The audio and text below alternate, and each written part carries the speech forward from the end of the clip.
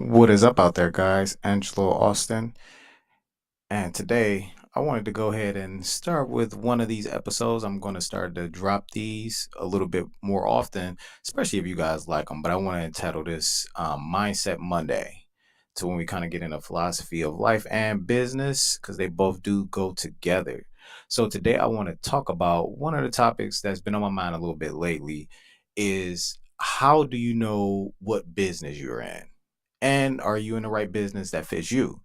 So where this inspiration kind of came from was one of the books that I've read recently, and I really highly suggest this book if any of you guys are in business, and even if you're not in business and you kind of just want to see some psychological stuff, at least even on a deeper level. It's called The Millionaire Master Plan.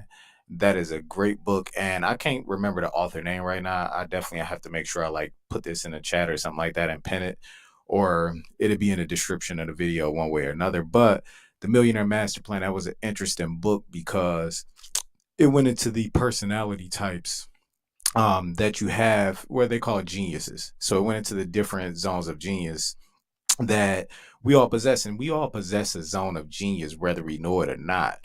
The genius that you have is stuff that you're naturally good at, and typically where you kind of tend to go mentally with what you do.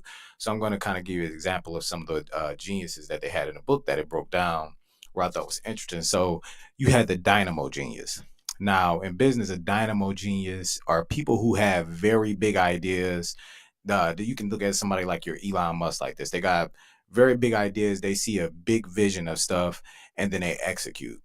Now, one of the drawbacks of the dynamo genius is a lot of time they have so many ideas and they can't get everything fully executed.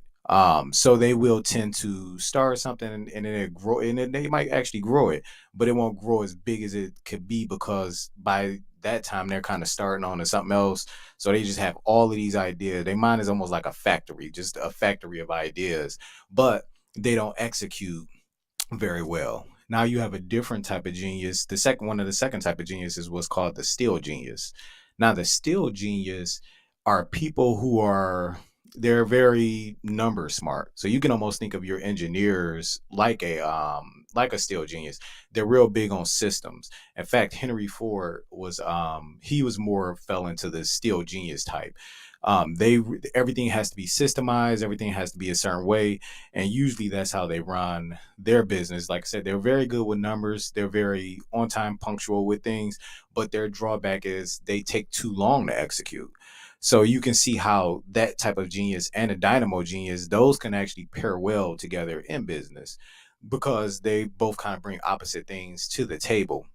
And then you had the tempo genius. Those were people who were kind of charismatic and they very good with networking. So those are good people who can connect dots. And you can think of almost somebody like a middleman of something that would be a good tempo genius, because they can connect the dot here to here, but they don't have as big of ideas, or, they're not as great, with the numbers or being very systematized with things. So this book I thought was very good because it shows you even in business where you can have that perfect, that perfect marriage or that perfect partnership that can propel a business forward.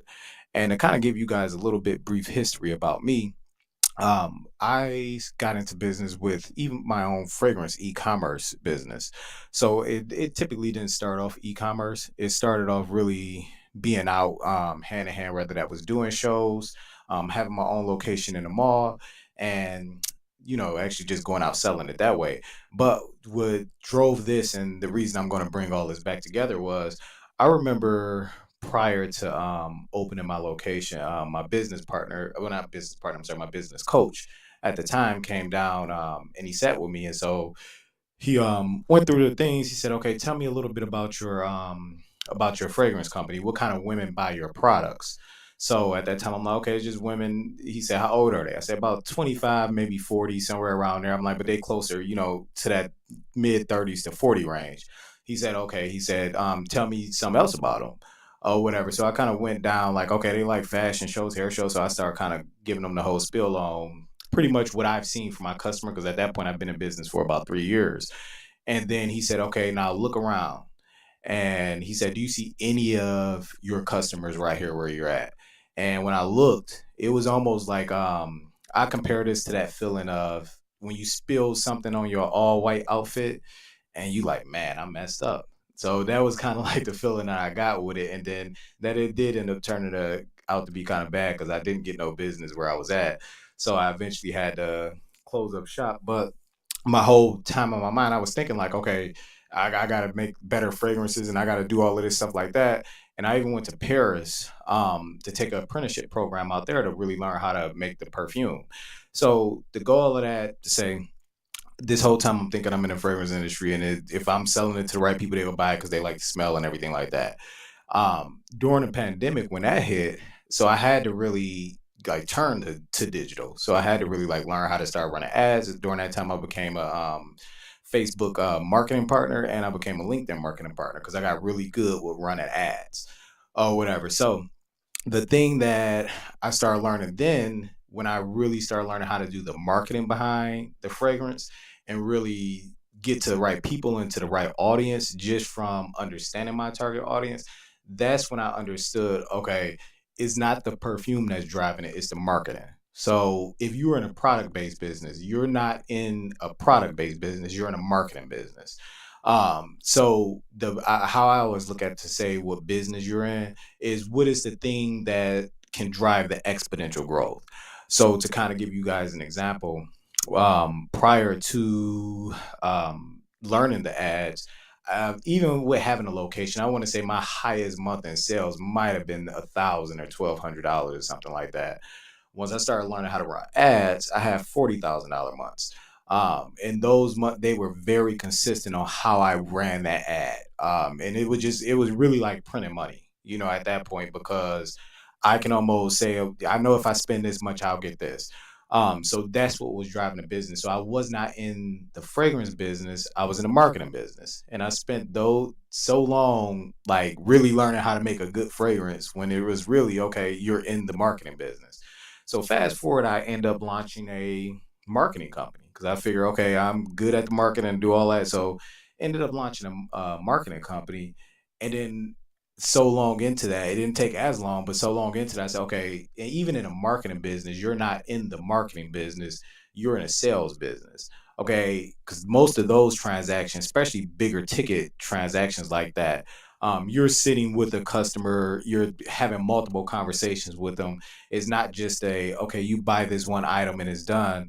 It's you have to have at least about 5 to 6 conversations to actually close a customer. Sometime less, but you can, I'll say on average, if a customer or a big business is about to spend $10 to $15,000 with you per month on transactions, you're going to, it's going to be a longer funnel. It's going to be a different type of conversation. It's going to be different points that you have to be good at psychology, even in there. So that's why I say all that to say, what business are you in? A lot of people think they're in one business and then turn out is you in a whole completely different business. So what is the thing that you could say that really drives behind what you do? Your business might be customer service. You might be in the landscaping business, but your business right might really be customer service. It's not that you need more marketing, more of this. You might have a thing to where, okay, it's easy to get those type of clients, but even in then when it's a problem, you have to be able to communicate with the customer. So I'm not saying that customer service is landscape, but I'm just saying it could be. But it's usually the thing that's going to drive exponential growth behind your business or what business that you're in. So I'm interested to see like what business are you guys coming from? You could definitely go ahead and put it down into the chat. And if I don't get to it now, I'll make sure I at least respond to it to your answers with that. But I highly recommend you guys to check out that book, The Millionaire Master Plan. That is a great book. Trust me, you will get some value out of that. If you're in business, or even if you're not in business, even if you're thinking about getting into business, it's even almost more recommended because you can honestly see too, does your business type even fit even your business, does it fit you? Like you would definitely see that. Like, okay, is your business like if you have to do something that requires sales, like an actual sales job, does that fit your personality? And if it doesn't, Is it someone that you have around you in your circle where it can't like that fits their part? That might be a part of the business that they need to handle. And if you're more so the dynamo genius where you just have the big ideas, that might be your job into the business. But to kind of go back into a little bit more into what I was saying about the Millionaire Master Plan. Another thing I do like about that book also is it you will see in there too, it has the levels to the lighthouse of wealth. One thing you will see when you're at infrared, that's when you broke. Let's just be real. Like you can't really pay what you gotta pay, you can't really handle that. Your whole life is just a financial fiasco. After you get to the middle of the lighthouse, I believe that's yellow. So yellow is pretty much to where you're at the beginning of an enterprise level. You might have a business and a small team, but it still requires you. You're still in there, you're still doing some of the work, and to that degree, you still it's still hard to make it to that top level, and most business owners get stuck at that middle level to where they do everything that got them there. But one of the biggest things in the book that you will see that it tells you the same thing that gets you to a level is the same stuff you have to give up to get to the next level. So one of the things that it says when you get into the middle, to where you do have the team and everything like that, one of the big things that it says that got you there is being stubborn with your ideas. So even if somebody telling you, oh, that's not a good idea, whatever, you stubborn with it because you thinking, okay, nah, it's still gonna work, it's still gonna do this. You got stubborn with it.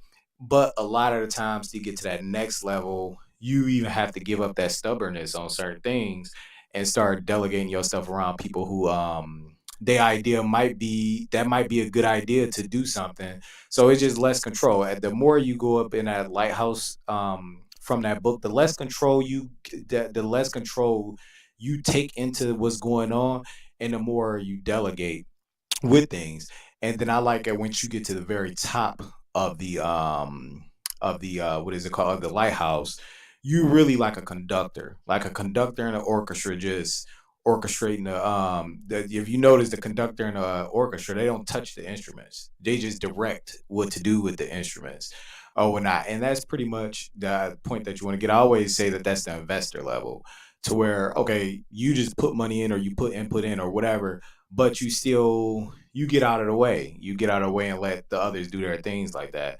So I think that that's very prevalent when it comes to business is that book. So definitely guys, make sure you check it out. This is my first time doing a Mindset Monday. I usually drop content on how to work certain softwares, how to automate your business, and how to do everything like that. But I definitely want to start doing this every Monday, which is called Mindset Monday, where we kind of get in more of a philosophical conversation and still tie it into life and business. So if you guys do like this, make sure you at least drop something down in the chat and let me know, and then I'll make sure I keep dropping some more. But I thought this would be great to do something like this. So all right, guys, you make sure you subscribe and hit that like button.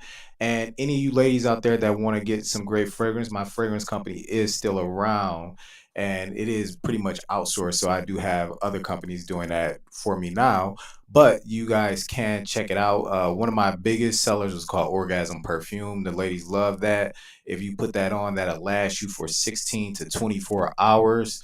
It is a warm scent and it can be worn year round. You can just Google Orgasm Perfume, or you can go to the website preeminentbrands.net and it's on Amazon also. So, guys, make sure you check that out. And once again, my name is Angelo, the automationist. So, I will check you guys on the next one. Bye.